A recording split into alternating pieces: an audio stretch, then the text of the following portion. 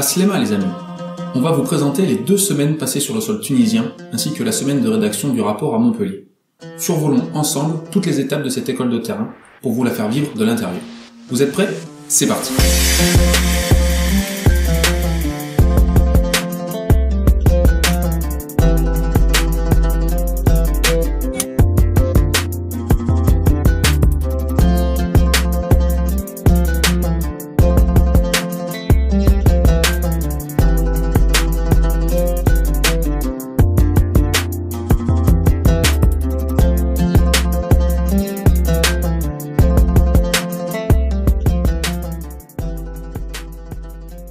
Ce qu'il faut savoir, c'est que nous sommes arrivés sur place avec peu d'informations sur les axes que nous devions aborder. Des officiels du programme d'adaptation au changement climatique des territoires vulnérables, le PACT, sont venus nous faire une présentation de leur mission et c'est seulement à la suite de celle-ci que nous avons pu tout organiser. Vous vous dites sûrement, ça a dû être un gros bordel. Eh ben ça l'a été. Notre force a résidé dans le nombre d'étudiants que nous étions, 60 en tout, venant de spécialités différentes mais complémentaires. Un travail conséquent a pu être abattu en peu de temps. La première étape de cette école de terrain a duré 4 jours. Ce laps de temps très court nous a permis dans un premier temps de réaliser des recherches bibliographiques sur les 4 zones d'études, pour essayer de les comprendre, de s'en imprégner et d'arriver sur place avec des connaissances solides afin d'attaquer nos phases d'enquête et de diagnostic. Nous avons par la suite travaillé communément sur l'élaboration d'une problématique, qui allait unir tous les groupes de terrain pour avancer dans une même direction. Pas évident de faire ça à 60, mais nous y sommes arrivés. Nous nous sommes accordés sur la question suivante. Quels sont les modes d'adaptation des acteurs locaux et leurs impacts face aux évolutions spatio-temporelles de la ressource en eau en milieu rural tunisien? Attendez, je reprends un peu mon souffle. Bien. La problématique étant créée, une méthodologie a pu être mise en place. Nous nous sommes mis d'accord pour réaliser des lectures de paysages, des transects de la zone, de demander aux agriculteurs de dessiner une carte de ce qui les entoure, on parle de carte parlée, de faire des mesures de sol et des enquêtes auprès des différents acteurs de l'eau, majoritairement des agriculteurs. Des mutualisateurs de données ont aussi été désignés pour se mettre d'accord sur des outils de mutualisation à mettre en place. Le but était de faciliter le travail de mise en commun entre les différentes zones d'études. Bon, vous avez vu, ça a été intense, Et ben c'est que le début. En effet, après ces 4 jours de travail pour vraiment tout organiser, nous nous sommes séparés pour partir dans nos groupes de terrain respectifs. 16 voitures de location pour 4 x 4 groupes de terrain. Allez, c'est parti! Sur chaque zone d'étude, nous avons rencontré un centre régional de développement agricole, un CRDA, pour nous donner encore plus d'informations sur les territoires étudiés. Ils sont directement en contact avec les agriculteurs et connaissent bien le territoire. En plus de recevoir de précieuses informations, ces rencontres ont été l'occasion de leur expliquer notre démarche et de mettre en place la logistique de déplacement sur place. La première étape de notre diagnostic a consisté à se balader sur l'ensemble des lieux d'études. Le seul but de cette balade était de réaliser une lecture de paysage pour voir les différentes facettes du terrain que nous allions étudier. Le repérage de certaines zones et de lieux précis nous a permis de gagner du temps pour les jours suivants. Le plus gros travail que nous avons eu sur ces 4 jours de terrain a été la rencontre des agriculteurs, mais aussi des acteurs de l'eau sur la zone.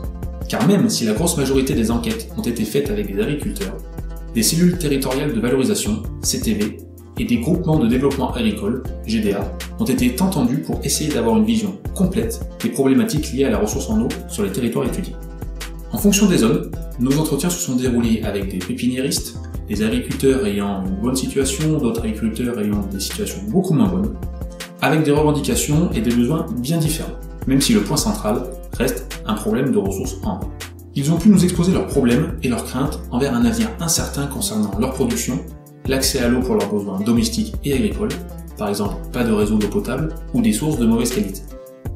Nous avons aussi entendu des problèmes de gestion de la ressource, ainsi que le manque d'intervention de l'État face à ces problèmes. Ces mêmes agriculteurs ont aussi abordé des problèmes sociaux comme l'exode rural, la construction de routes, les charges liées à la parcelle, ou encore l'érosion importante des sols qui entraîne des pertes de propriété. Une fois les journées finies, nous devions mettre au propre nos données d'enquête, nos lectures de paysages, ainsi que tout ce que nous avions pu relever sur le terrain. Ces phases de travail que nous pouvons qualifier de tardives, effectivement les nuits ont été courtes, nous permettaient de faire des bilans journaliers et de préparer les journées suivantes. La réalisation de cartes et de schémas nous ont permis d'y voir plus clair jour après jour. Ces 4 jours de terrain intensifs nous ont permis de récolter beaucoup d'informations. Il était donc normal de présenter les premiers résultats de notre étude aux personnes directement concernées et de leur demander si notre travail était cohérent. Chaque agriculteur et acteur rencontré ont été conviés à une restitution dans les zones de terrain les concernant. Cette phase de bilan a permis de clore la phase de terrain. Le dernier jour de travail sur le sol tunisien a été consacré à la mise en commun de la majorité des données récoltées par les 4 groupes de terrain. Cet échange de données allait permettre de présenter notre travail devant les officiels du programme PACT, ainsi que de tirer nos premières hypothèses à chaud. La présentation avait aussi pour but d'animer un débat sur ce que nous venions de faire pour préparer la phase de rédaction arrivant la semaine suivante. La dernière semaine de travail a été consacrée à la rédaction d'un rapport commun entre les différentes zones. Nous nous sommes aperçus que les problématiques, les besoins et les revendications différaient d'une zone à l'autre. Difficile donc de mutualiser toutes les données. Mais le but de ce rapport est de faire un état des lieux de ces territoires. La mutualisation se fera donc seulement sur les données qui le pourront.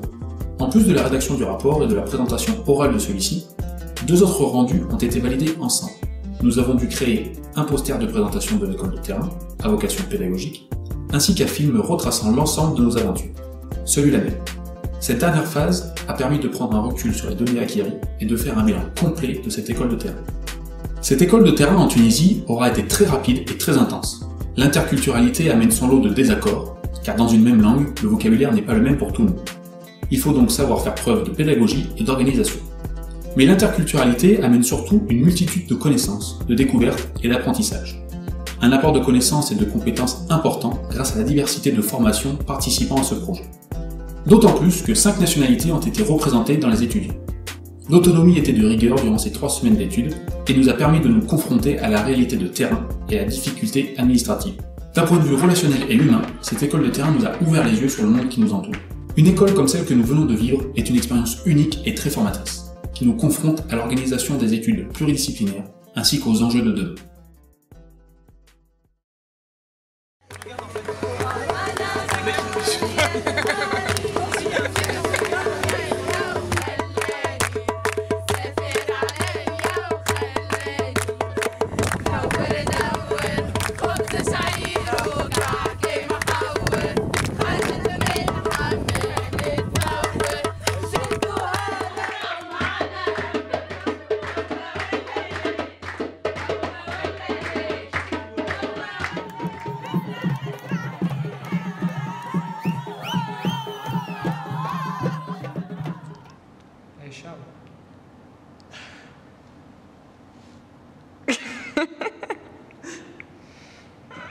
Joyeux anniversaire.